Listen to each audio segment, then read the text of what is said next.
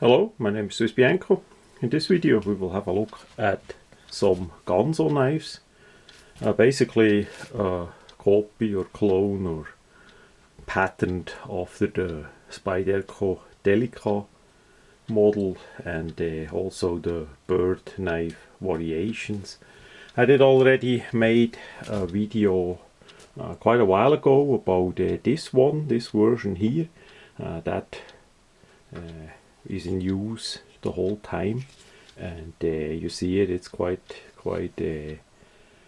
has quite some wear from carrying and all that. It got dehorned and resharpened and all that, but it still does the job really well. So I wanted to have a combo edge version of it, so that's where those two pieces come in. We see here basically the same knife.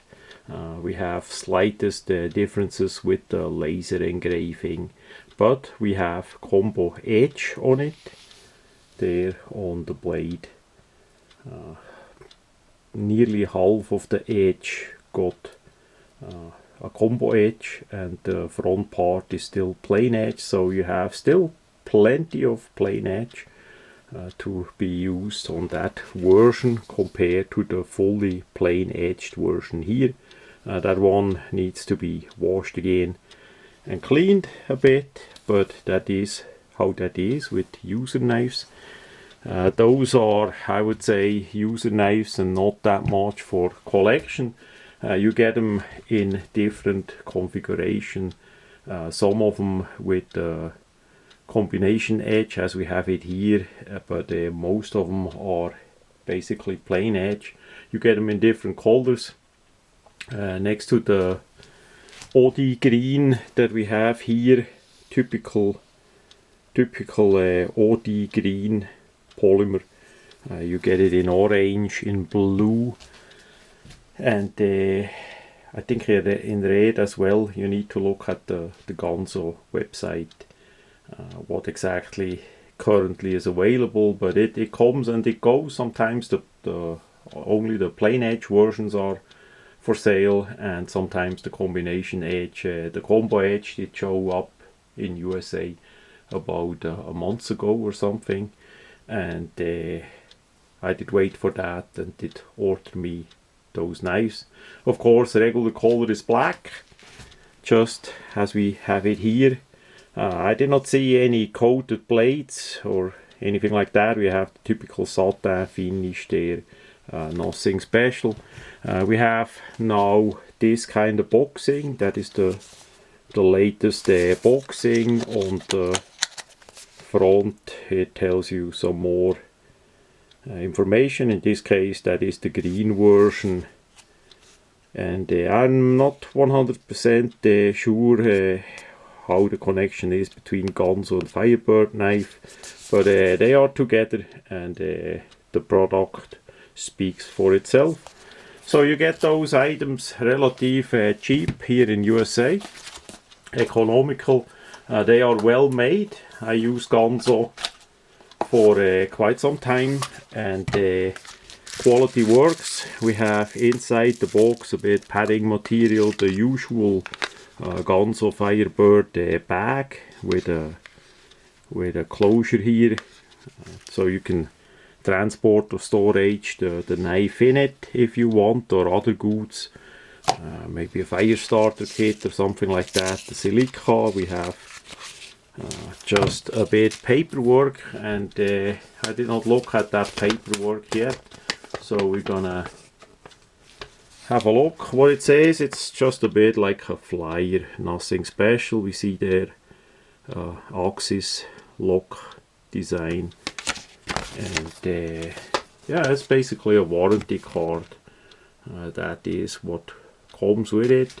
Warranty service is pretty good. I had to test it out only once. I got a knife without the clip, not from the factory, but used, and they did send me the clip. It took quite a while to get the clip here in USA, but they nevertheless it did arrive. So warranty service, customer service, pretty good. That was nice. So as we look at the knives, both are basically the same, just the handle color, one is in a green and one is black. We have the typical backlock, midlock design here with the boy detent. He was a knife maker that was especially known for that detent, and also for casting, dendritic casting his blades, mainly 440C as best as I remember. That is a long time. That's just a side note. Of course, that is taken quite likely without any royalty and all that. That is just how that is with the detent, with the dent there, the boy dent. Then we have a 440C blade, a typical high flat ground with the laser engraving on it. In this case, combo edge. On the other side we have the same full flat ground with the laser engraving on the blade there. We have adjustable privet pin there. We have all the same screws, boozings with the screws on the back side there. Clip is reversible, so you can take it off, you can switch it over to that side if you are left-handed, or in front if you want.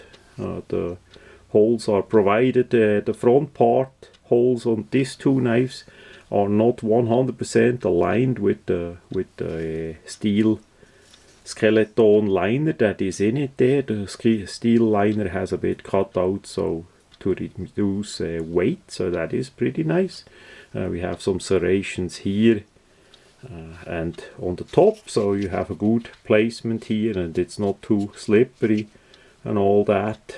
And you can put the finger in front if you want to. Now this one got already a bit reworked, the black one not. That's going to be a Christmas gift. So we see the hole, as usual by Spyderco as well, is having quite some sharp corners there. That is easy to remove for the horn there with a bit of Dremel. You just need to be a bit careful and have time. The same is with the bottom part and the top part here, with the serrations here. That I did already do that. Another thing is the grip is a rather blocky square, not like a Spyderco knife that is more rounded off. Those are a bit on the blocky side. That is how that is. It's not that uncomfortable or uncomfortable at all in the hand, and it's just the inside here has a rather sharp corner too there, so I usually dehorn that on the whole length where your hand is as well. So yeah, we have pretty good texturing, just in one direction basically, but in the others a little bit too. Some serrations on the handle. The knife is easy to use. You simply press, then this part lifts and you can close it if you never had such a knife. Of course you can two-hand open it up as well as one-hand opening, you know, just put thumb and open it up. It automatically locks the blade, so it's a locking blade design. And yeah, nothing fancy, it just has a spring in it and a spacer and the rocker. So they came completely dry, so add a bit oil, that for sure helps. And quite likely, I did not check that out yet, but quite likely say the clip, the screws on the clip need some Loctite as well. That is often a bit the problem by such budget priced knives, that they do not use any Loctite, and if you carry it, I would just suggest put some Loctite on the screws. Any screws basically, once the knife is settled in, you use it for a while, that you don't lose any screws or anything. Now the laser engraving did change here a bit. Not only the MS. S is for serrated, the last one there. That is of course only M, because we have a plain edge here, no serrations, but you see the laser engraving looks a little bit different too. That's just on that side. The other side is pretty much the same. Now by the grip, the older version has a bit different logo here. The red I put in, that I see that is my version, so it would be black like this one, but we see it has some more information on the inlet there. The rest is, I would say, the same. The clip design, all that, I did not see any differences. So yeah, I like it as a secondary knife. If you want to have a knife, a folding knife that is rather lightweight, still pretty sturdy, has a good length of the cutting edge, isn't too small in the hand as you use it. Such a knife comes in handy. What is also really important for me is the one hand use. Usually the smaller knife like this I have in my left pocket, clipped in my left pocket, so I can drag it out and take it out and open it with the left hand alone, as a one hand opening and closing. That's also important knife.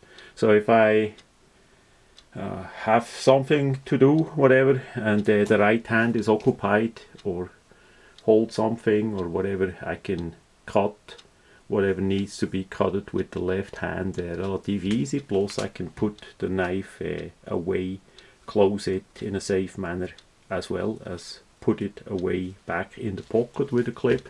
So that did work out for by now quite some decades. Of course earlier on with different knives like this, but since I discovered those quite many years ago, I use those because the price and the quality you can't beat. Now some say 440C steel is a bit less snobby and all that, a bit outdated. I would not agree with that. 440C is a really good steel for what it is. That is in use for many decades by now, and I never had a bad 440C steel that would not have worked, especially for a using knife and all that. So it's also really stainless in that regard, that you don't have to worry, say here in North Georgia in the jungle with the humidity, that may start corroding on you while you have it in the pocket or outside. So never had any problem, especially not with the satin shiny finish. Now with B-Blast, with the coarse finish, that is a bit a different thing. There the rust can sit into way easier, but with the satin finish like this, really well. So what would I like to see in the future if Ganzo Firebird listen? A glow in the dark handle would be great. Simple, change the polymer, the plastic, to a strong glow in the dark, possible greenish, yellowish, greenish color. That would be great.